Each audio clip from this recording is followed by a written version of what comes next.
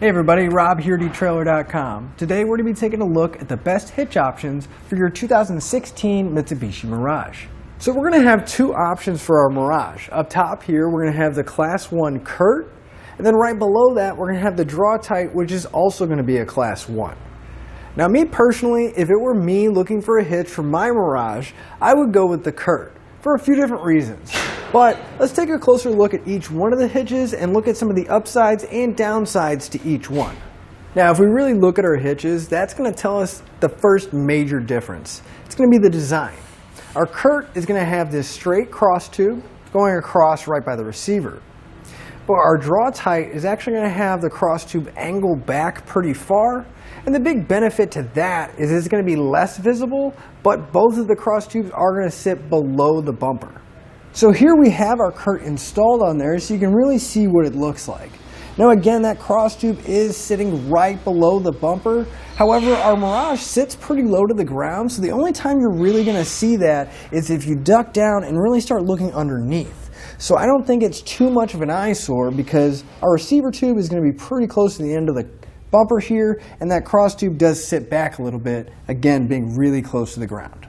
Now a really small thing that I prefer on the Curt over the Draw-Tite is the receiver tube end. The Draw-Tite here is just going to have a flush cut, and it's not bad looking, but it's going to be a personal choice in how you like your hitch to look, whereas the Curt has this reinforced collar.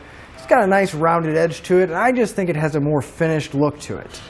Aside from the aesthetics differences, there's really only one more difference between our hitch, and that's going to be the weight capacities. Both of our hitches are going to have a 200-pound tongue weight, and that's going to be the maximum downward force at the end of the receiver tube.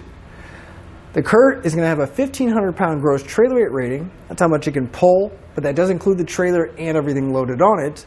But the Draw-Tite is going to bump it up to 2,000 pounds. Now with all those numbers in mind, you do need to check your Mirage's owner's manual because ultimately both of these hitches are going to be limited to what the car can handle. Now the last thing I'd like to talk about is the installation process. Both of these are going to be pretty similar. However, I feel like the Curt has a little bit of an upper hand because it's going to be a little bit easier to install. They both are going to use the factory mounting locations and there's no drilling required. However, you may have to enlarge an existing hole to get some hardware in place. But the Draw-Tite is going to require you to lower the exhaust.